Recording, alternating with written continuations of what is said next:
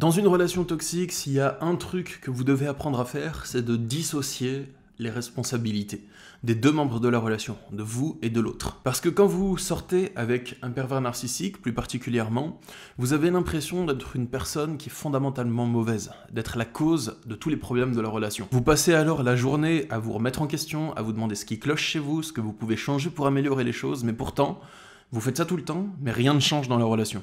Aujourd'hui, si vous êtes dans ce cas, je souhaite vous apporter un nouveau point de vue, et si le problème ne venait pas de vous, mais de l'autre. Ok, vous avez peut-être des choses à améliorer, à corriger dans votre comportement, comme tout le monde, mais si le noyau vraiment, la cause profonde des problèmes de la relation, c'était pas vous, mais c'était votre partenaire. On dit souvent que dans une relation, si ça va mal, les torts sont partagés à 50-50, que ça vient des deux membres à égalité, et pour moi c'est entièrement faux. Dans certaines relations, ça vient des deux membres à égalité. Mais dans d'autres relations, votre seule responsabilité, c'est de tolérer ce que fait l'autre et de pas vous barrer. Si c'est bien le cas, et si c'est bien ce que vous vivez, j'ai 5 raisonnements qui vont vous permettre de le constater et de vous alléger la conscience. Je me nomme Stan Carré, j'exerce en tant que sophrologue et coach en développement perso depuis 2015. L'accompagnement des personnes qui vivent ou qui ont vécu une relation d'emprise, c'est l'un de mes domaines d'expertise. Bienvenue sur ma chaîne YouTube, et la meilleure manière d'écouter cette vidéo, c'est soit de vous poser devant et de prendre des notes en mode ultra attentif, ou au contraire, de laisser la vidéo tourner pendant que vous faites des tâches du quotidien, histoire de laisser votre esprit se faire bercer par mes mots et d'optimiser votre temps. C'est parti pour les 5 preuves que le problème dans la relation, c'est l'autre et pas vous. Mais juste avant de vous les énumérer, je tiens à vous partager une notion qui est importante à comprendre. Grâce à ça, vous allez mieux comprendre les points que je vais vous donner. Cette notion, je l'ai évoquée en début de vidéo, c'est dissocier les remises en question. Et ça, je vous le dis toujours assez souvent dans mes vidéos. C'est quelque chose que vous devez savoir faire dans n'importe quelle relation pour y voir plus clair. Dissocier les remises en question, ça veut dire quoi? Ça veut dire que dans une relation, vous êtes responsable de 100% de ce que vous faites et de ce que vous dites à l'autre. Mais l'autre, il est responsable de 100% de ce qu'il fait et de ce qu'il dit. Et ça, c'est pas de la morale, c'est un fait, c'est factuel, c'est quelque chose de technique. C'est-à-dire que, au lieu de vous demander est-ce que c'est de ma faute s'il me traite mal, est-ce que, comme il le dit, je suis vraiment responsable du fait qu'il m'insulte, est-ce que c'est normal qu'il m'insulte si je me comporte comme ça? Mais en fait non, vous allez plus réfléchir comme ça, vous allez réfléchir différemment, et vous dire peut-être que j'ai fait quelque chose de pas correct, mais lui il a décidé de m'insulter, et ça c'est pas correct. Et quand vous réfléchissez comme ça, les choses deviennent plus claires, vous êtes plus stable, vous arrivez à faire la part des choses, et du coup à ne pas vous remettre en question vous, pour des choses dont l'autre est responsable. Sinon, vous allez vous abîmer le cerveau. Si vous croyez que vous êtes responsable de ce que fait l'autre, mais pourtant c'est l'autre qui en est techniquement responsable, vous allez vous remettre en question vous, alors que c'est l'autre qui doit être remis en question. Pensez comme ça, remet votre esprit en place.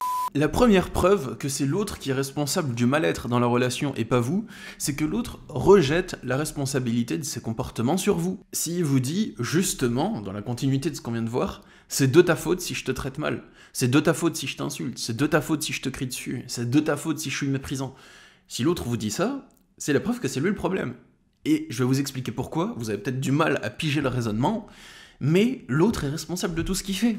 S'il se dédouane en disant que parce que vous avez fait un truc qui lui revient pas, et ben en fait, ça lui donne le droit de mal vous traiter, ben c'est faux, c'est un mensonge. Et c'est un mensonge pas d'un point de vue moral, pas selon un livre saint ou selon un code moral quelconque, c'est factuel.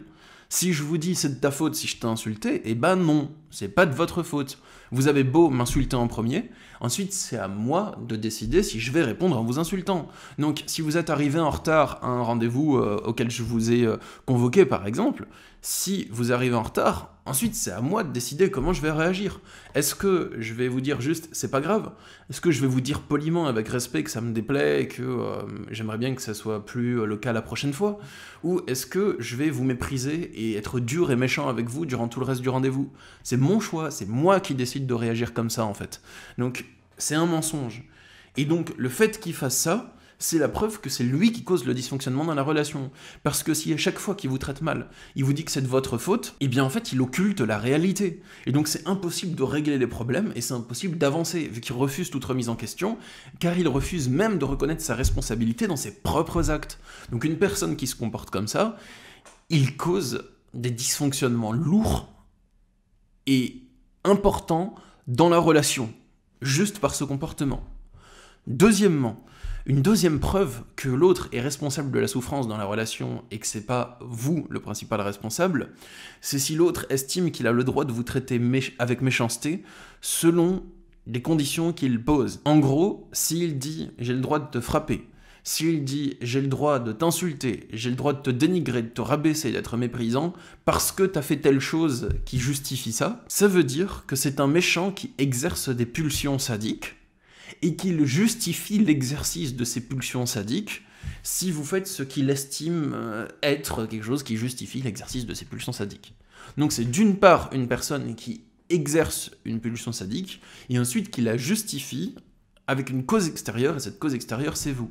Mais l'interaction réelle qui se produit, c'est que vous faites quelque chose et que, encore une fois, il pourrait décider de réagir différemment, mais il justifie que pour lui, c'est normal de vous traiter avec méchanceté, parce que, selon lui, quand vous faites ça, c'est normal qu'il vous traite avec méchanceté. Enfin voilà, c'est sa logique, hein. C'est complètement fou. C'est pour ça que j'ai pas grand-chose à dire de plus dessus, et que quand je le dis, ça paraît bizarre et incohérent, mais c'est parce que c'est ce qui se passe dans son esprit, en fait. Et donc, pourquoi est-ce que ça veut dire que c'est la cause du mal-être de la relation? C'est parce que, tout simplement, il est méchant avec vous, et selon lui, il y a des raisons qui font qu'il a le droit d'être méchant. Donc c'est quelqu'un qui exerce de la méchanceté et de la gentillesse conditionnelle. Donc il est capable d'être méchant et d'être la pire des personnes s'il juge, dans sa logique farfelue, que c'est ok en fait. Voilà. Donc quelqu'un qui se comporte comme ça, vous pouvez pas avoir une relation saine avec. Ça veut dire que le jour où vous allez péter de travers, il va vous dire « Ah bah t'as pété de travers, en fait je t'ai coupé un doigt, je t'ai arraché l'ongle, j'ai mis du sel dedans et j'ai soudé la plaie. » Et selon lui, en fait, il a le droit de le faire parce que ça rentre dans son code moral, ce qui est complètement absurde. Enfin, bon, je grossis le trait, mais voilà. Maintenant, troisième preuve que c'est l'autre le responsable de la souffrance dans la relation, c'est si vous vous remettez en question, vous, en permanence, toute la journée, vous vous demandez « Mais qu'est-ce que je peux faire pour améliorer la relation? Qu'est-ce que j'ai fait de travers? Est-ce qu'il a raison? Est-ce que je devrais changer mon comportement ?» Donc ça, c'est des questions qui sont toute la journée dans votre tête, mais rien ne change. Vous avez beau vous remettre en question tout le temps, et tout le temps essayer de vous changer et faire un travail d'introspection, mais rien ne change. Dans la relation, elle est toujours avec des conflits. Si c'était vraiment vous la cause de la souffrance, avec une remise en question quotidienne comme vous faites là, eh bien, la relation serait réglée, les problèmes seraient réglés. C'est logique en fait. Si vous étiez vraiment la cause du mal-être, alors votre remise en question ferait avancer les choses. Mais là, bien que vous vous remettiez en question de manière perpétuelle, rien ne change. Ça prouve que la cause du problème, elle n'est pas en vous. Sinon, à force de fouiller archéologiquement dans votre esprit, vous finiriez par mettre le doigt sur la cause du problème et la changer. Si par exemple, vous avez des relations qui sont désastreuses avec vos amis parce que vous vous mettez tout le temps en colère contre eux, vous pouvez vous remettre en question et vous dire « Ouais, peut-être que je devrais moins me mettre en colère, en fait. Peut-être que je devrais pas dire les choses en criant, peut-être que je devrais dire les choses plus calmement, partager mes problèmes mais sans accuser, et ainsi de suite. » Et là, ce genre de remise en question, il peut vous donner le sentiment d'avancer. Parce que vous comprenez quelle est la cause de la souffrance, vous la voyez, et ensuite, vous faites des changements et ça s'améliore. Si par exemple, vous voulez crier sur un de vos amis, vous dites « Non, non, non, non, je me suis dit que je crierais pas. Je vais d'abord me calmer et ensuite je vais parler calmement. » Et là, vous voyez que les rapports s'améliorent. Donc ça, c'est une remise en question qui aboutit à un résultat. Et donc ça vous donne de l'espoir et ça vous donne le sentiment d'avancer.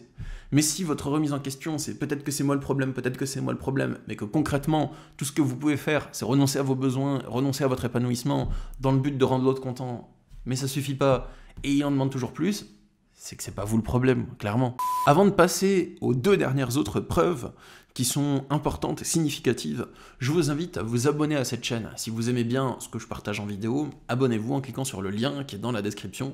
Vous serez notifié de mes prochaines vidéos d'aide face aux relations toxiques et à l'emprise. Sur ce, les amis, passons à la quatrième preuve, c'est les reproches non constructifs. Au lieu de chercher à construire. Quelqu'un qui veut améliorer une relation, il va plus essayer de trouver des solutions. Quelqu'un qui veut détruire une relation, il va plus essayer de chercher des problèmes, en fait. Donc quelqu'un qui va dire « tu fais ça mal, ça c'est pas bien, tu as tort, tu fonctionnes de travers, tu n'es pas normal », un discours comme ça, c'est un discours conflictuel, c'est quelqu'un qui part au front. Donc soit vous êtes de nature passive et plutôt soumise, et à ce moment-là, vous allez prendre ce qu'il dit et vous remettre en question, et vous dire peut-être qu'il a raison, peut-être que je suis vraiment une mauvaise personne, soit vous êtes de nature avec plus de répondants, et à ce moment-là, vous allez rentrer au conflit, et lui dire « comment ça, je fais ça mal, mais c'est de ta faute », et ainsi de suite, et hop, vous allez créer un conflit, vous allez répondre par le conflit, mais c'est quand même lui qui l'initie. Donc, quelqu'un qui va chercher des solutions dans la relation, c'est plus quelqu'un qui va dire « Ok, t'as fait cette chose et je me suis senti pas bien, mais moi je te propose qu'on essaye plutôt cette solution, qu'on essaye plutôt de fonctionner différemment comme ça. » Il va plus être force de proposition d'idées pour faire des changements. Ou peut-être que la personne n'a pas d'idée, mais elle va amorcer une discussion pour trouver des idées ensemble. Du style « Quand tu fais ça, je me sens trop mal, je sais pas quoi faire, j'aimerais que ça change, je te propose qu'ensemble on discute pour chercher des solutions. » Mais quelqu'un qui vient juste en vous disant « tu fais ça mal » et vous accablez de reproches tout le temps, des reproches, et change de disque, au bout d'un moment, c'est pas mature comme comportement, surtout si la personne elle a pas, je sais pas moi, 20 ans, mais que c'est un adulte qui a 40, 50 ans, ça veut dire peut-être il a un corps d'adulte, mais dans sa tête c'est un bébé. Quelqu'un qui fait que des reproches, c'est complètement immature. Dans une relation, si on veut que la relation fonctionne, on va peut-être pointer du doigt les choses que l'autre fait qui nous mettent mal à l'aise, on va peut-être les mettre en lumière, en parler, mais on va pas rester bloqué dessus, on va plus dire, ok, comment on trouve des solutions, comment on avance, partons de ça maintenant. Essayer de comprendre et chercher des solutions. Ça, c'est une attitude mature. Et s'il n'y a pas de solution, il n'y en a pas, mais au moins on aura essayé d'en chercher. C'est pas la même démarche. Donc si l'autre ne fait que des reproches, et ne cherche pas de solution, et ne se remet même pas en question lui, pour voir comment il peut vous faciliter la vie, pour trouver des compromis, vous pouvez pas avancer. Mais le problème dans ce type de relation, petite parenthèse dans cette vidéo, c'est que c'est l'autre qui est la cause principale de vos souffrances, si vous vous reconnaissez dans tout ce que j'ai exposé jusque-là, mais vous avez l'impression que c'est vous, parce qu'à force qu'ils vous disent « c'est toi qui fais mal les choses, tu fais ça mal, c'est de ta faute si je me comporte mal » et ainsi de suite, vous finissez par le croire, et à vous dire que, en fait, si ça se passe comme ça, c'est que vous devez être une bien mauvaise personne, ou une personne qui dysfonctionne. Et c'est ça le problème de ce type de relation. 5e et dernier point maintenant, les amis, c'est quand l'autre écrase vos besoins. Donc à chaque fois que vous allez lui partager l'un de vos besoins ou l'une de vos souffrances, l'attitude saine, ce serait de prendre en compte ce que vous dites et d'essayer de trouver un compromis ou de fonctionner différemment avec. Si vous dites « ça me dérange quand tu fais ça, moi je me sens pas bien du tout », l'autre il va dire « ok, je ne savais pas », on va essayer de trouver une solution pour que je puisse continuer à faire ce que j'aime, mais d'une manière qui ne te dérange pas, peut-être. Ou bien je vais plus le faire, si c'était quelque chose de pas important pour lui. Voilà, ça c'est l'attitude saine. Même s'il n'est pas entièrement d'accord avec ce que vous dites, il va au moins admettre dans sa réalité que vous avez ce besoin, il va le prendre en compte et essayer de fonctionner en respectant votre besoin et en trouvant quelque chose qui l'arrange. Ça, c'est l'attitude saine. L'attitude pas saine, c'est quand l'autre écrase vos besoins. C'est quand l'autre considère que dans une relation, il sait mieux que vous et qui tente de vous imposer ses choix.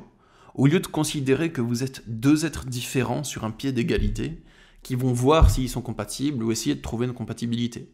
Donc si l'autre considère qu'il sait mieux que vous, qu'il doit vous éduquer, qu'il a une autorité sur vous, que vous devez vous plier à ses choix parce qu'il sait mieux ce qui est juste que vous, ça veut dire qu'il ne vous considère pas sur un pied d'égalité.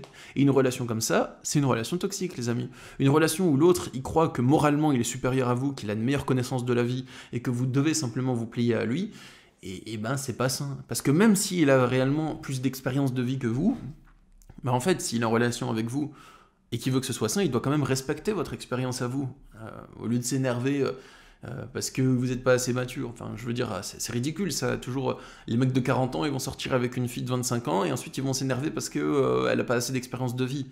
Mais ils sont bien arrangés de sortir avec elle et sa fraîcheur de son corps de 25 ans. Enfin, vous voyez ce que je veux dire, il y a encore une incohérence là-dessus, et ça, c'est pas sain non plus.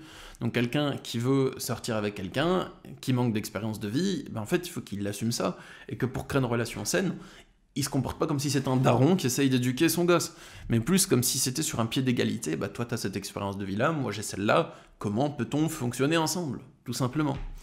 Bon, ça pour moi c'est des évidences, mais je comprends que pour vous ça puisse être des notions nouvelles à intégrer. C'est des évidences parce que je le vois souvent en consultation, parce que je me construis intellectuellement comme ça, tout ça. Donc je récapitule les 5 points clés. Avant ça, j'avais donné un petit préambule, c'est dissocier les remises en question.